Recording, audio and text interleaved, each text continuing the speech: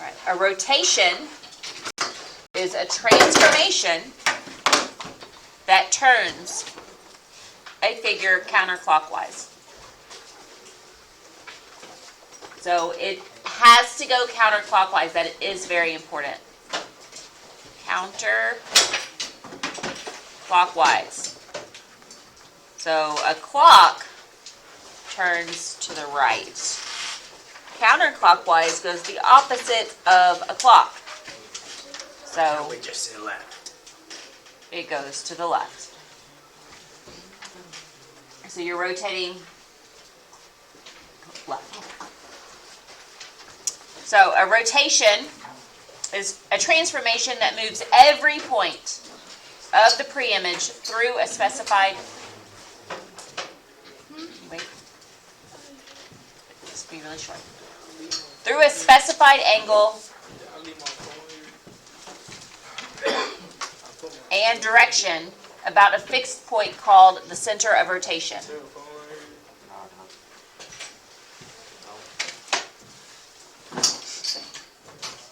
All right, so the first one is a 90-degree rotation. And your center of rotation is always going to be the origin, 0, 0. All of your rotations are going to go around the center, or the origin, 0, 0. We're not doing rotations anywhere else on the grid.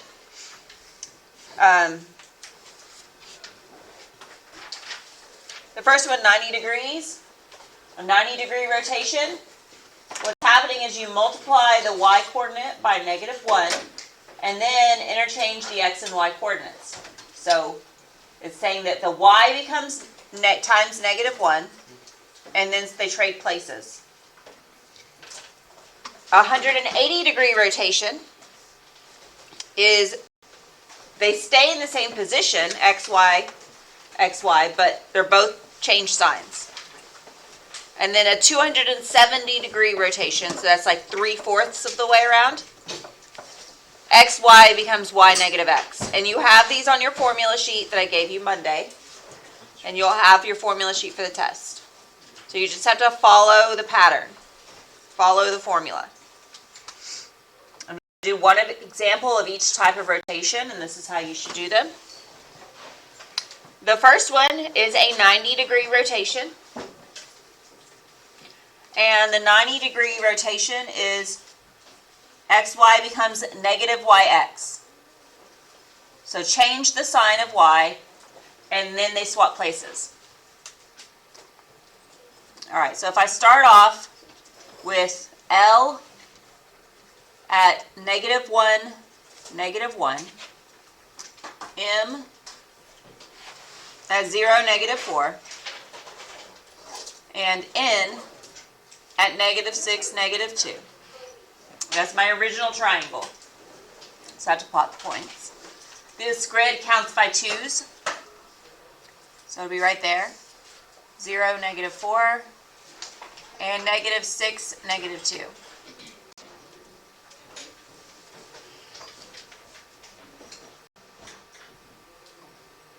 So that is L, M, N. And what's going to happen once I do the transformation is point N, since I'm rotating 90 degrees, it's going to go to the next quadrant. Right now it's in the bottom left quadrant. So it's going to rotate to the next quadrant. All right, so follow the pattern. Y, the -1, changes sign, so it becomes +1, and then it trades places. So this is going to be 1, -1. That's L prime. So 1, -1 is L prime. M, 0, -4. So the y changes signs, so it becomes 4, and then move it to the x spot, so 4, 0 is M prime, and N prime, the 2 changes signs, so it becomes +2, and then move it to the x spot. So negative 6 becomes the y. And that's n prime. So 2, negative 6. Okay, so my red line's a little long.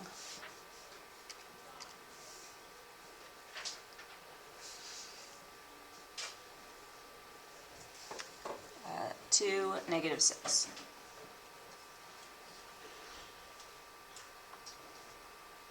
And that is n prime. So n rotated 90 degrees and moves over one quadrant. And you can see L is the easiest to judge the distance from the point of rotation. The center of rotation being the origin is the same distance here as it is over here.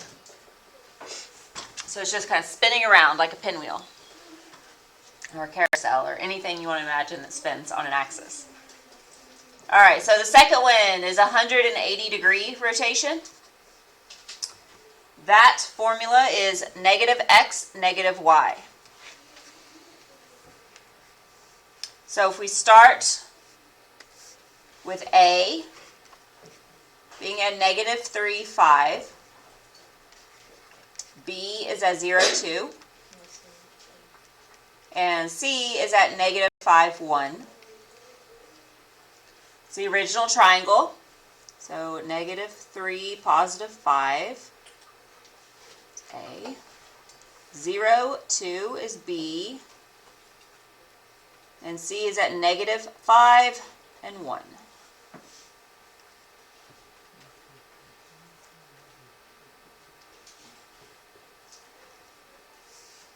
All right, and I apply the 180-degree rotation.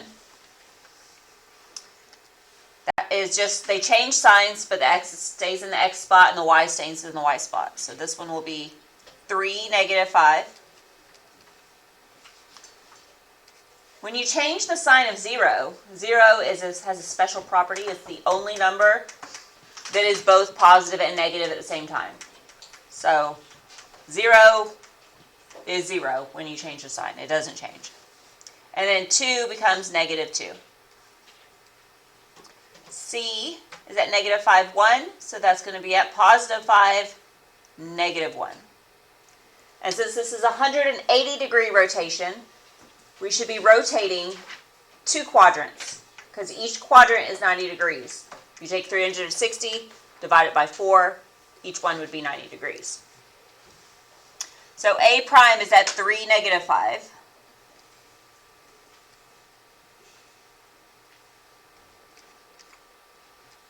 B prime is at 0, negative 2.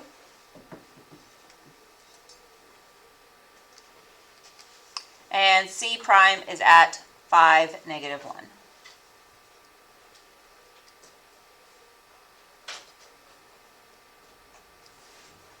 And if you pick a point on your original one, like the C, it's going to rotate 2 quadrants. If you picked A also rotates 2 quadrants, and so does B. Everything about the first triangle moves in the same amount to get to the second triangle. And the third one is a 270-degree rotation. It works just the same as the others, but this time you're moving 3 quadrants. Oh, and the formula is y negative x. So we're going to change the sign of x, and then they trade places. So this one is also a parallelogram. P is at 4, 7.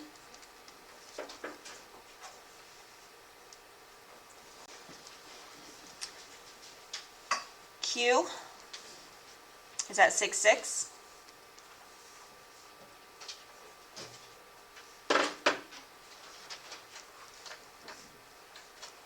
R, 3, negative 2.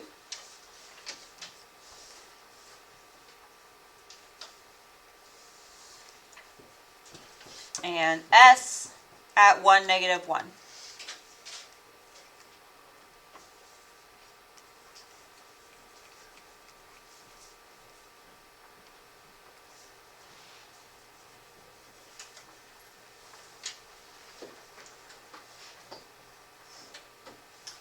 right, so there is the original.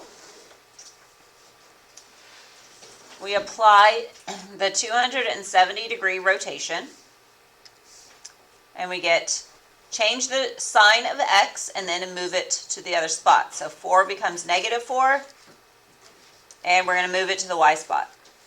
And then 7 becomes the x. 6 changes signs, so it becomes -6, and then move it to the y spot, and y becomes x. So then 3 becomes -3, and move it to the y. So then -2 is the x. The first one becomes a -1, and then move it to the y spot, and then the y value becomes the x.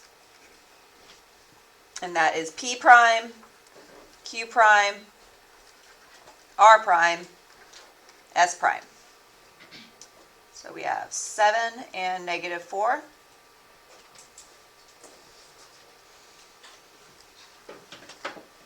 Six, -6.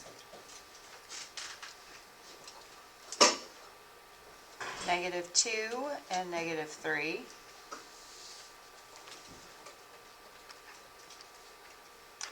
-1, -1.